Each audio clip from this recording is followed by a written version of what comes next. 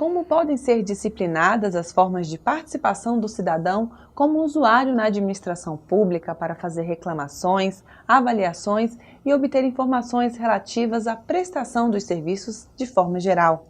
Essas ações estão relacionadas com o serviço de ouvidoria. No programa de hoje, nós vamos falar sobre a importância do papel das ouvidorias no âmbito da administração pública e também tratar da atuação da OAB em instituições do Poder Judiciário e da administração da Justiça para que o exercício da advocacia seja realizado de acordo com os preceitos constitucionais. Eu sou Ana Paula Souza e começa agora o OAB Entrevistas.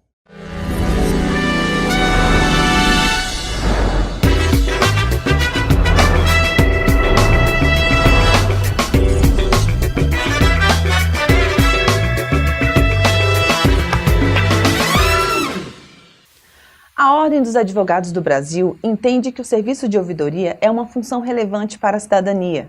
Essa é uma atividade essencial para qualquer instituição democrática. Nós vamos começar o OAB Entrevista de hoje falando sobre isso.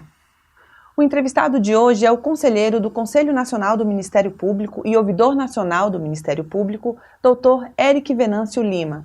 Dr. Eric, seja bem-vindo ao OAB Entrevistas. Muito obrigado, Ana Paula. Eu que agradeço o convite.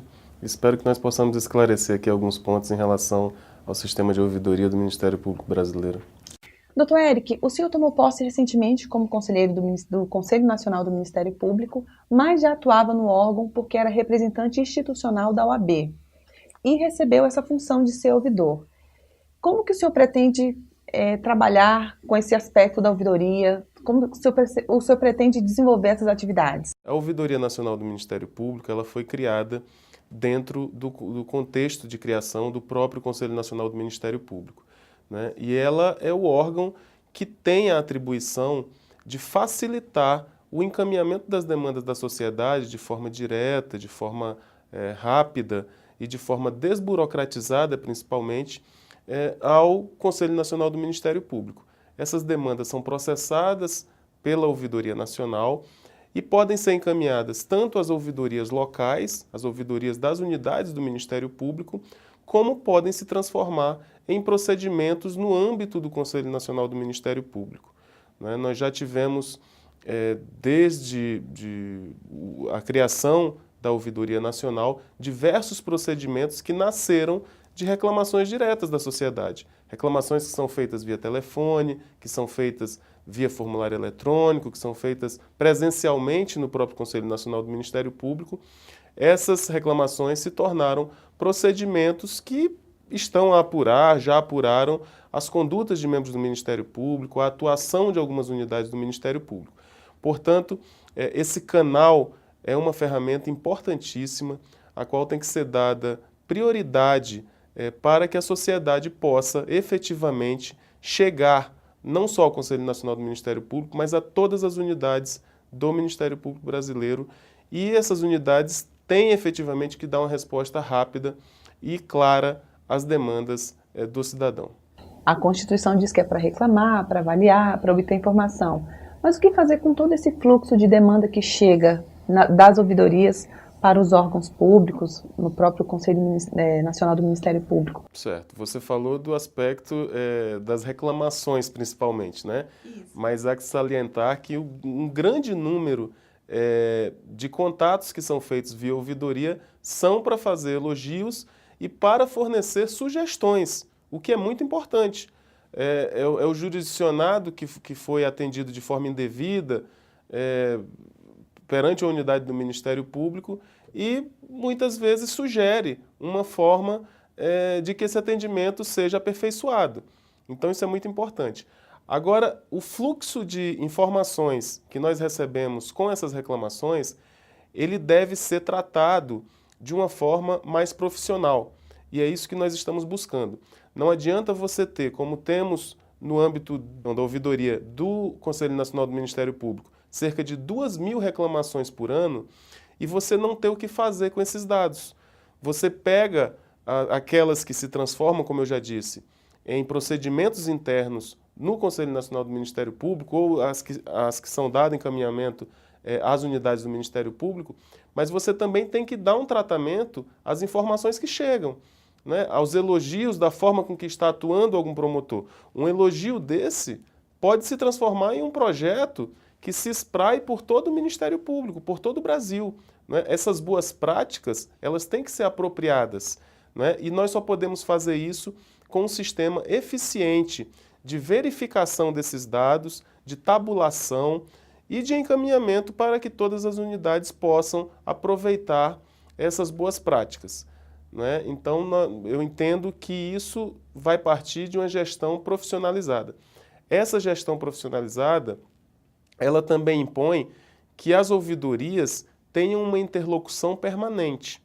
Não se pode, eu falo do âmbito do Ministério Público, que é o que eu estou me apropriando, é o que eu estou aprendendo, né, agora, não se pode deixar com que 30 ouvidorias diferentes, porque nós temos 27 ouvidorias dos Ministérios Públicos Estaduais, nós temos a ouvidoria do Ministério Público do Trabalho, a ouvidoria do Ministério Público Militar, a ouvidoria do Ministério Público Federal e temos a ouvidoria do Conselho Nacional do Ministério Público, que é a ouvidoria nacional que deve congregar todas essas demais ouvidorias.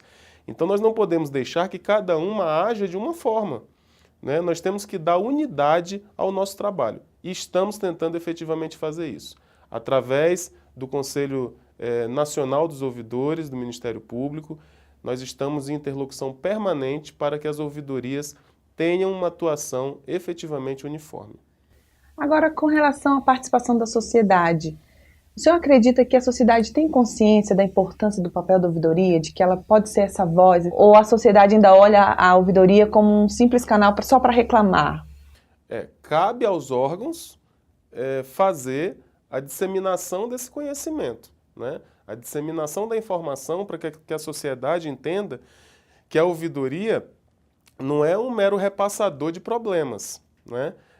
Os órgãos não podem simplesmente criar as ouvidorias para que elas, em razão de haver uma determinação legal e de haver uma determinação constitucional que imponha isso.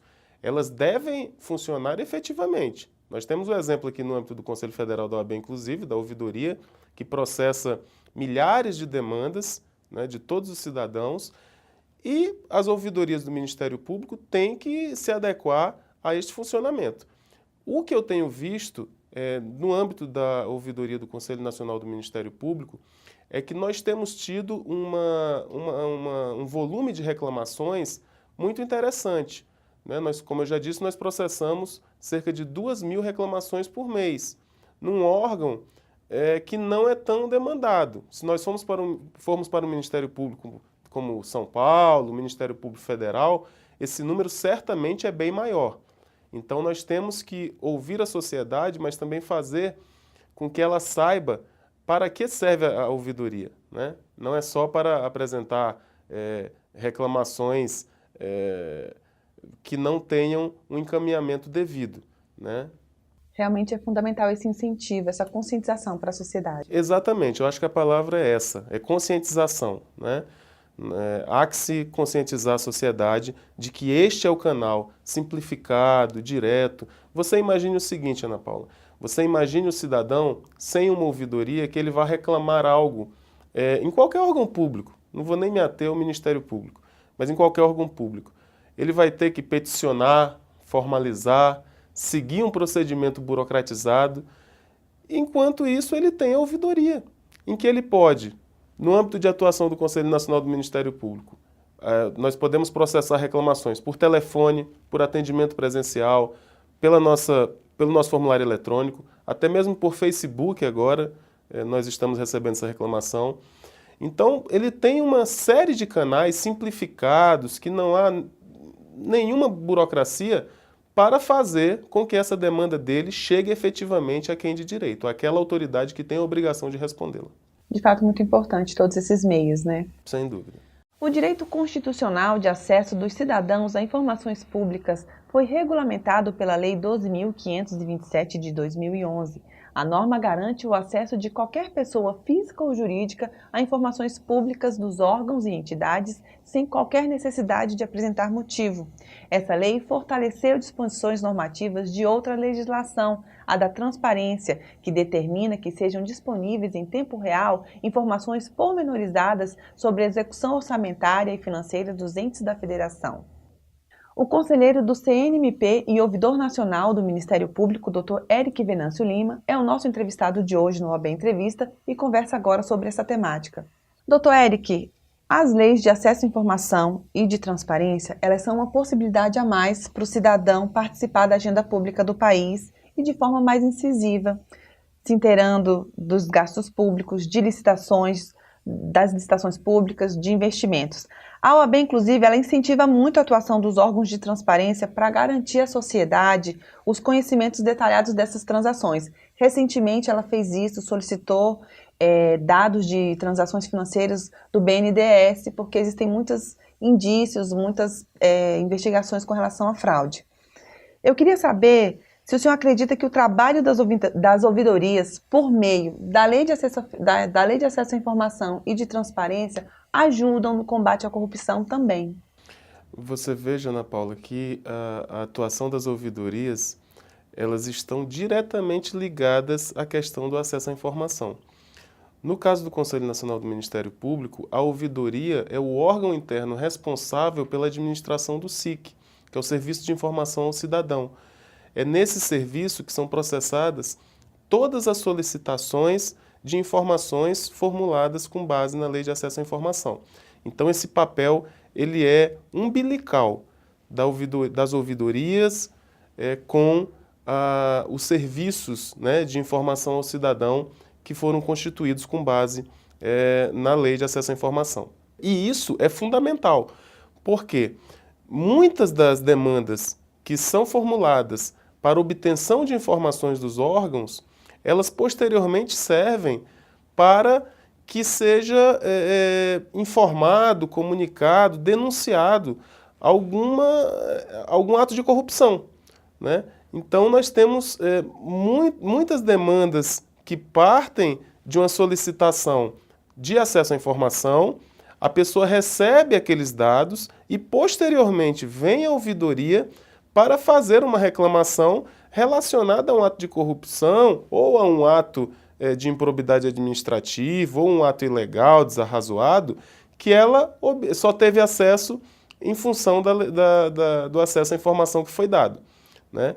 A Ouvidoria Nacional do Ministério Público, ela tem buscado aperfeiçoar isso, levar à sociedade de forma mais simplificada a informação para que possa receber de volta algum tipo de solicitação via a ouvidoria. Nós estamos trabalhando agora, em conjunto com o Conselho Nacional de Ouvidores do Ministério Público, CENOMP, a integração da Ouvidoria Nacional e das demais ouvidorias com o Fórum de Combate à Corrupção que existe no âmbito do Ministério Público. É uma excelente articulação, né? É uma importante articulação. A ouvidoria tem buscado, inclusive, uma cadeira, né, no Fórum de Combate à Corrupção, porque essas informações são encaminhadas, podem ser encaminhadas para o Fórum, que pode dar o andamento devido, né, com toda a expertise de todos os membros do Ministério Público brasileiro, e pode fazer com que nós tenhamos o aperfeiçoamento dos mecanismos de combate à corrupção. Então, isso é uma iniciativa deveras importante e que deve ser ampliada. A Lei de Acesso à Informação é um marco importante, né, na história do país com relação a essa questão de fomentar a participação do cidadão. Muito importante. Uma vez mais, é a necessidade de desburocratização, não é? É o cidadão poder diretamente solicitar uma informação. Antes, como é que nós fazíamos isso? Você poderia peticionar, normalmente isso era indeferido, você tinha que ir ao Poder Judiciário, se fosse um dado pessoal, através de habeas data, se fosse um outro dado, através da ação devida, mas você não tinha uma forma de acessar diretamente esses dados. E tampouco havia obrigatoriedade dos órgãos públicos de fornecer essas informações. Você vê que hoje, muitas ações penais que tramitam, elas iniciaram a partir de denúncias da imprensa, denúncias que foram feitas a partir de solicitações de órgãos de imprensa com base na Lei de Acesso à Informação, e isso é uma roda que gira no sentido de melhorar a persecução de atos criminosos, de atos ímprobos, de toda espécie de ato de corrupção. norteou, de certa forma, o trabalho das ouvidorias? De certo modo, sim. Na realidade, a Lei de Acesso à Informação ela trouxe uma atribuição a mais, pelo menos no que diz respeito à Ouvidoria Nacional do Ministério Público, né? Mas, como eu te disse, isso foi benéfico à medida em que você que processa essas solicitações, né? Então, você aumenta, você amplia o atendimento direto ao cidadão, que este é o papel final da ouvidoria. Alguns integrantes da magistratura que já desempenharam a função como ouvidor, eles destacaram que algumas reclamações e consultas que poderiam ter um encaminhamento mais adequado para processar toda a informação que era recebida em ferramenta de gestão, e às vezes eles não sabiam como fazer isso, era muita informação e sabia-se pouco o que fazer com essa informação. O senhor está desempenhando agora essa atividade e concorda com essa possibilidade de usar isso para uma ferramenta de gestão, para saber assim, como trabalhar melhor tudo isso que chega, como transformar todo o conteúdo produzido pelas ouvidorias em estratégia de gestão? Como você sabe, informação é matéria preciosa, né? Verdade. Em qualquer atividade, e na atividade pública tem que ser assim. Né? Você sabendo o que o cidadão pensa, você sabendo o que o cidadão está demandando, isso pode trazer um aperfeiçoamento magnífico do trabalho a ser desenvolvido. A questão é que hoje as ouvidorias ainda estão num processo de constituição e de aperfeiçoamento inicial, né? E isso faz com que os órgãos, geralmente, não ofereçam a estrutura adequada. E nós não podemos simplesmente ficar reclamando disso. Nós temos deficiência de pessoal, nós temos deficiência orçamentária, mas nós não podemos ficar apenas reclamando disso. Tem que trazer solução. Nós temos que trazer soluções. E, no meu modo de ver, qual é a solução mais rápida e mais factível imediatamente? É a tecnologia. Então, nós temos que fazer um uso maciço da tecnologia para poder processar essas informações e transformar isso em iniciativas para que os órgãos que estão vinculados àquelas ouvidorias possam implementar serviços que sejam mais eficazes e que atendam melhor ao interesse público. Nessa perspectiva de gestão de conteúdo, a internet é o meio mais eficiente para se estabelecer uma ponte com o cidadão, para ele poder usar a ouvidoria, reclamar, trazer a demanda dele. E hoje a maioria das instituições só oferece esse canal, só a internet para reclamar, ou para fazer a reclamação, ou a avaliação, ou o que ele precisa. Na maioria das instituições só tem esse canal. Nós sabemos que o acesso à tecnologia ele é altíssimo, mas não seria importante disponibilizar outros meios também? O senhor pode falar, obviamente, no âmbito do seu trabalho no Conselho Nacional do Ministério Público, mas de forma geral, outras ouvidorias do Ministério Público, do Trabalho, por exemplo, órgãos de outros poderes, do Legislativo, do Executivo, não poderiam usar outras ferramentas também? É negativo ficar só com a internet? Para falar disso, nós temos que voltar à origem, não é? A primeira pergunta que você me fez, por que da ouvidoria? Para que serve a ouvidoria?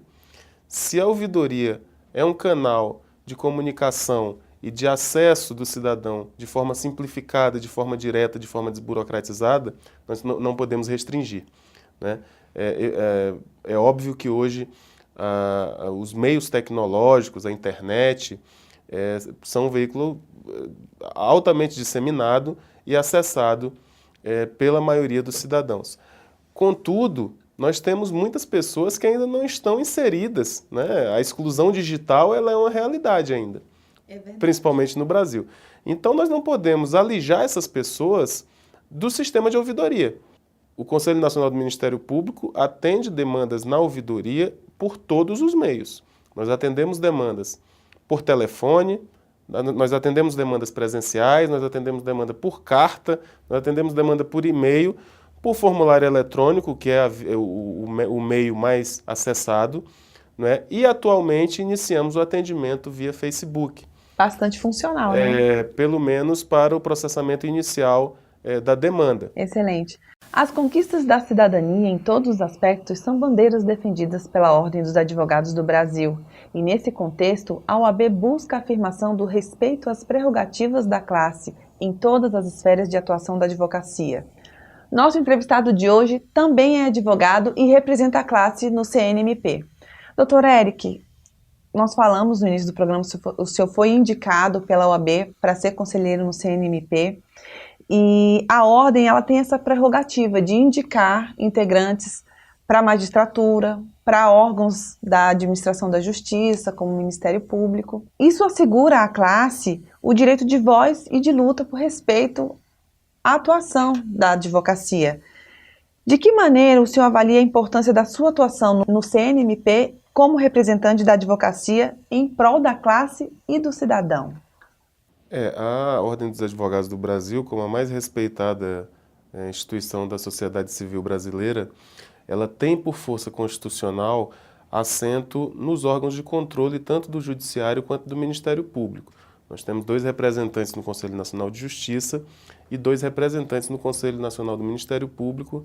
Eu sou um deles, indicados os 4, né, os 2 no CNJ, os 2 no CNMP, indicados pelo Conselho Federal da Ordem, né? E isto exatamente dada a missão que a Ordem dos Advogados do Brasil tem em defesa da sociedade, em defesa da ordem jurídica, do Estado Democrático de Direito.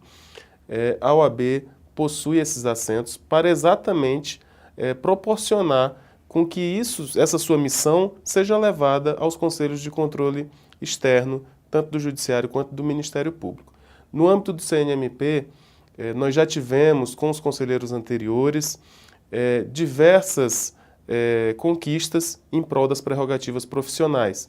Eu posso citar aqui a questão da regulamentação de busca e apreensão em escritórios de advocacia, os procedimentos para a persecução de advogados que tenham contratos com a administração pública, contratos de prestação de serviço com a administração pública, questão de acesso a autos de inquérito civil, mas ainda temos muitas bandeiras pela frente. Incumbe aos representantes da Ordem, tanto no Conselho Nacional do Ministério Público quanto no Conselho Nacional de Justiça, fazer a proteção das prerrogativas profissionais. E, obviamente, sempre que essas prerrogativas forem violadas, nós estaremos lá para tentar fazer com que seja restabelecido o efetivo direito dos advogados, restabelecidas as prerrogativas que na realidade não são do advogado, são em última análise do cidadão. Doutor Eric, para a gente finalizar a nossa conversa de hoje, eu acho que a gente precisa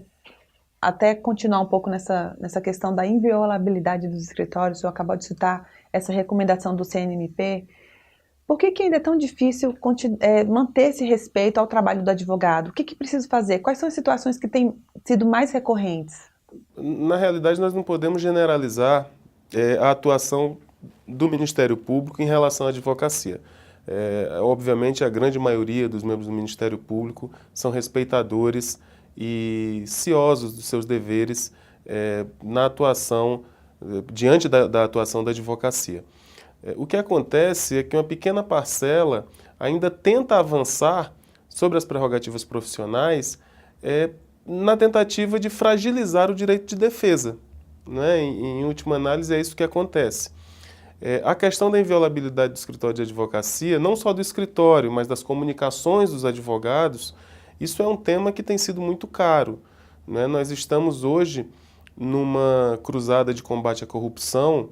A OAB efetivamente não é contra o combate à corrupção, muito pelo contrário, sempre defendeu essa bandeira, mas em que nos procedimentos nós temos verificado alguns extrapolos, né? Nós temos um sistema que hoje, por via transversa, não respeita a inviolabilidade das comunicações entre advogado e cliente. Você faz uma interceptação telefônica que atinge um determinado cliente, mas você viola a comunicação telefônica dessa pessoa com o seu advogado. Então isso não pode ser aceito, né? O Conselho Federal da OAB encaminhou uma série de proposições que foram apresentadas por mim e chanceladas pelo plenário, na tentativa de impedir que continue se avançando em relação à inviolabilidade das comunicações telefônicas. Como eu te disse antes, no que diz respeito às buscas e apreensões também em escritórios de advocacia, há necessidade de demonstração de que aquele escritório efetivamente está de alguma forma vinculado, pelo menos tem que haver um indício disso, de que está vinculado a alguma prática criminosa. Porque você não pode fazer uma busca e apreensão no escritório de advocacia simplesmente porque um advogado representa alguém que, aos olhos do Ministério Público, é culpado ou praticou determinado crime. Tem que ter um critério. Nós temos que separar e temos que ter critério. Esta recomendação trouxe um critério, isso foi um avanço importante, e nós queremos fazer com que, do ponto de vista das comunicações telefônicas, também haja critério quando do encontro fortuito de provas, né? O que é isso? Se você está interceptando um cidadão, um investigado, e por conta dessa interceptação, você acaba captando uma conversa dele com o seu advogado, isso não pode ser utilizado. Isso não pode ser utilizado sequer informalmente. Isso fragiliza o direito de defesa, isso afronta as prerrogativas profissionais e, em última análise, afronta a própria Constituição Federal que garante o direito de defesa do cidadão. Por isso a OAB não pode parar, né? Não pode, jamais. Doutor Eric, eu gostaria de agradecer a sua participação hoje no OAB Entrevistas. Eu que agradeço, estou à inteira disposição para qualquer esclarecimento que ainda se faça necessário e à inteira disposição de toda a advocacia brasileira no Conselho Nacional do Ministério Público. Ótimo, muito obrigada. Eu que agradeço. O programa de hoje termina aqui, mas você pode continuar conectado com a gente. É só acessar oab.org.br e também as redes sociais do Conselho Federal da OAB. Obrigada pela companhia e até semana que vem.